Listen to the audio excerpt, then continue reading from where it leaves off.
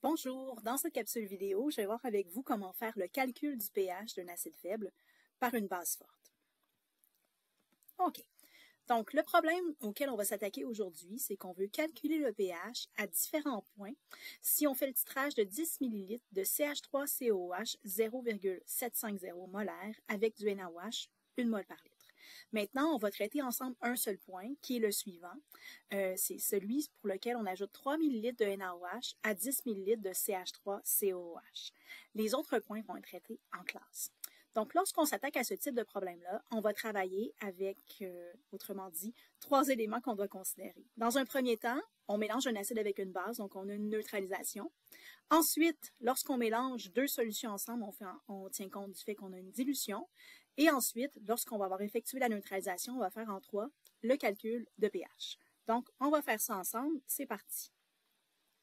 Pour la neutralisation, si on observe l'énoncé, on voit qu'on a un acide qui est CH3COOH qui est neutralisé par une base qui est NaOH.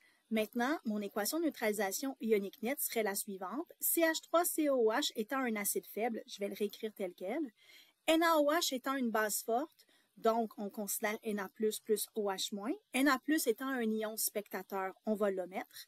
Et lorsque cet acide et cette base-là réagissent ensemble, on va former ici la base faible CH3COO-, ainsi que de l'eau. Donc, j'ai bien mon équation de neutralisation. Ensuite, si je veux construire mon tableau IRF, j'ai besoin de considérer la dilution avec ce qui est disponible dans l'énoncé. Donc, je vais faire mon calcul associé avec la dilution et je vais calculer le volume total de solution qui va être produit lorsque je vais mélanger ma solution de NaOH avec celle de CH3COOH. On voit qu'on a 10 ml d'acide plus 3 ml de base qui nous fait 13 ml de solution au total. Si on commence par calculer la dilution de l'acide, on va utiliser la formule associée à la dilution, soit C1V1 est égal à C2V2. Maintenant, nous, ce qu'on va chercher, ça va être la concentration diluée, c'est-à-dire le C2. Les autres données de cette formule-là vont pouvoir être remplacées par ce qui est donné dans l'énoncé. Donc, c'est-à-dire qu'initialement, ma concentration d'acide est bien de 0,750 mol par litre.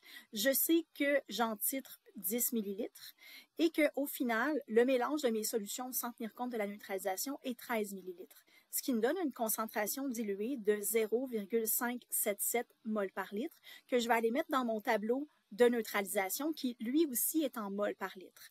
Donc, initialement, j'ai une concentration d'acide de 0,577.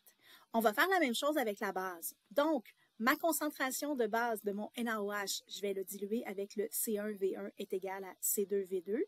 Avec les données de l'énoncé, je sais que ma base a une concentration initiale de 1 mol par litre. Je sais que j'en ai mélangé 3 millilitres à mon acide, donc je vais mettre mon 3 millilitres ici, et qu'au final, j'ai obtenu 13 millilitres de solution, donc ce qui me fait une concentration de base diluée de 0,231 mol par litre que je vais aller mettre dans mon tableau. Maintenant, je vais pouvoir compléter mon tableau de neutralisation. Maintenant, au départ, j'ai ici ce produit-là, CH3CO-, qui n'est pas mentionné dans mon énoncé, donc je n'en ai pas. Je n'ai pas une solution tampon au départ, je n'ai que de l'acide. Et ensuite, j'ai du H2O, qui lui, dans le fond, est le solvant de la solution, donc je n'ai pas besoin d'en tenir compte lors de mon tableau IRF.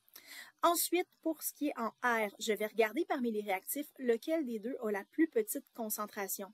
Il s'agit du OH-, ce qui veut dire que ça va être lui qui va être consommé totalement lors de la neutralisation, donc on va le soustraire. Ensuite, on va soustraire la même quantité ici à l'acide, ce qui veut dire que mon acide réagit avec ma base et que ma base va réagir au complet.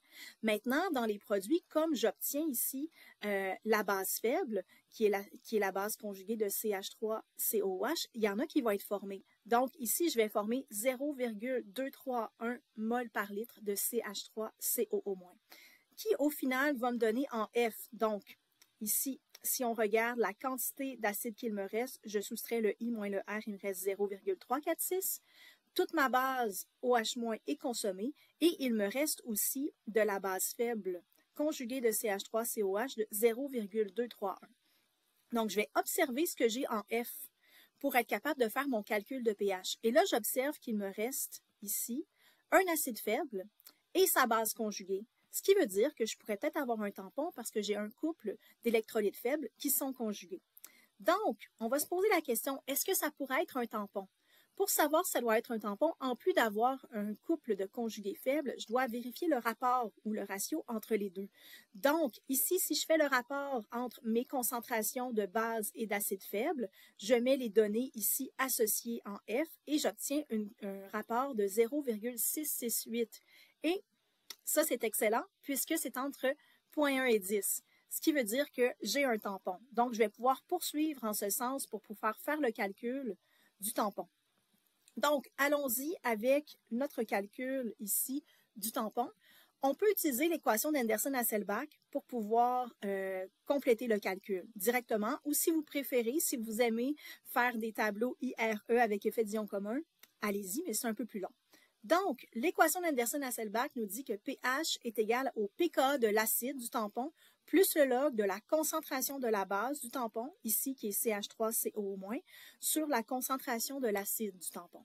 Donc, on va utiliser ici le pKa de CH3COOH qui est 4,756 plus le log ici des données qui sont dans le tableau que je vous ai présenté précédemment. Donc, je sais qu'il me restait 0,231 de base ici, CH3CO-, et ici, il me restait 0,346 mol par litre de l'acide.